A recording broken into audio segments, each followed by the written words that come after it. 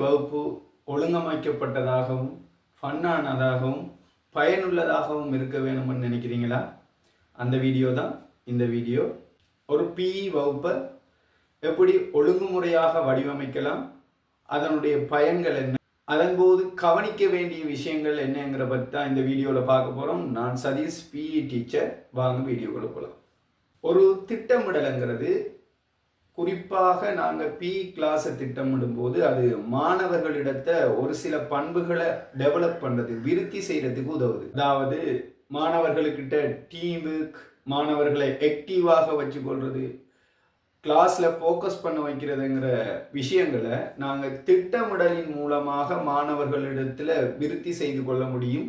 ஆகவே எங்களுடைய கிளாஸை நாங்கள் ஒழுங்கான முறையில் திட்டமிடுவோமாக இருந்தால் இந்த பண்புகளை மாணவர்களிடத்தில் நாங்கள் வளர்த்து கொள்ள இயலும். அது மட்டும் இல்லாமல் நாங்கள் நேரத்தை ஒழுங்கமைத்து கொள்ள முடியும். 40 நிமிஷமாக இருந்தால் அந்த 40 நிமிஷத்திலையும் உச்சகட்ட பயனை நாங்கள் அடைஞ்சு கொள்ள முடியும். இதுக்கு திட்டமிடல் மிக முக்கியமானது. அதே நேரம் மாணவர்களுடைய எனர்ஜியை ஹை லெவலில் வச்சுக்கொள்ள முடியும் நாங்கள் ஒரு கிளாஸை திட்டமிடுவோமாக இருந்தால்.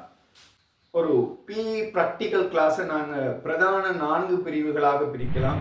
ஒன்று warm up, skill development, main part, cool down. இந்த 4 விஷயங்களாக நாங்கள் ஒரு கிளாஸ் ப்ராக்டிக்கல் கிளாஸை பிரதான கட்டங்களாக பிரித்து கொள்ள இயலும். பியினுடைய எல்லா கிளாஸ்லையும் இந்த 4 படிமுறைகள் கையாளப்பட வேண்டும். நிகழ்ச்சிக்கு முன்பாக, திட்டத்தை நடைமுறைப்படுத்துறதுக்கு முன்பாக அல்லது வகுப்பு ஆரம்பிக்கிறதுக்கு முன்பாக நாங்கள் முதலாவது கட்டாயம் வார்ம் அப் செய்தாகணும்.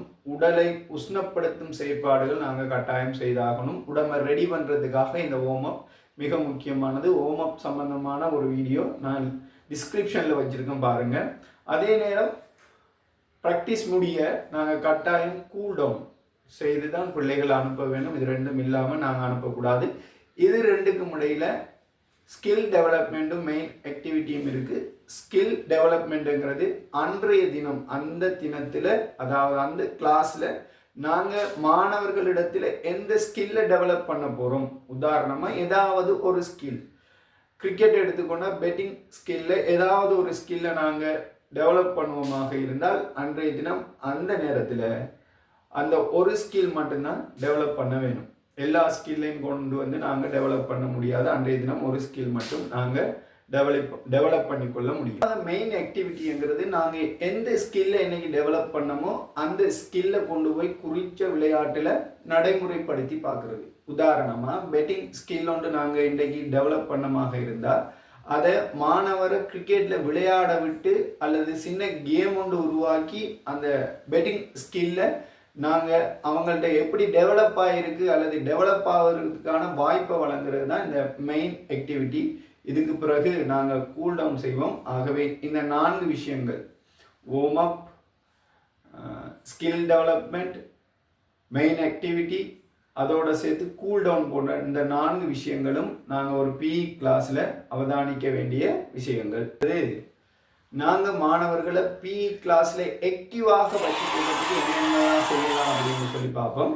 முதலாவது நாங்கள் கிளாஸில் ஒரு மியூசிக்கை ஆட் பண்ண முடியும். மியூசிக்கை மாணவர்கள் விரும்புவாங்க. ஆகவே மியூசிக்கை ஆட் பண்ணி நாங்கள் ஒரு ஆக்டிவிட்டி செய்ய முடியும்.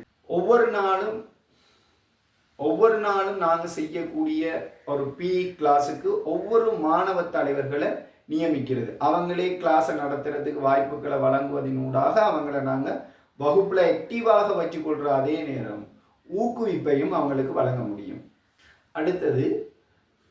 அடுத்தது லாங் ஆக்டிவிட்டி இல்லாமல் ஷார்ட்டாகவும் ஆக்டிவாகவும் நாங்கள் கிளாஸை வச்சிருப்போமாக இருந்தால் மாணவர்கள் வெறுப்படையாமல் சுறுசுறுப்பாக இயங்கக்கூடியவர்களாக இருப்பாங்க. எல்லாம் முடிய அல்லது இடைக்கு இடை கட்டாயம் நாங்கள் செலிப்ரேட் பண்ண வைக்கணும். அவங்கள மகிழ்ச்சிகரமாக கொண்டாட்டத்தில் ஈடுபட வைப்பமாக இருந்தால் மாணவர்கள் எப்போவுமே ஒரு கிளாஸில் ஈர்ப்புடையவர்களாக இருப்பாங்க.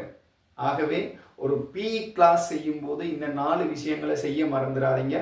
1, மியூசிக் ஆட் பண்ணுங்க. 2வது ஃபன் கேம் ஏதாவது செய்யுங்க. 3வது அவங்கள கொண்டாட விடுங்க. 4வது மாணவ தலைவர்களாக, வகுப்பு தலைவர்களாக மாணவர்களை தெரிவு செய்யுங்க.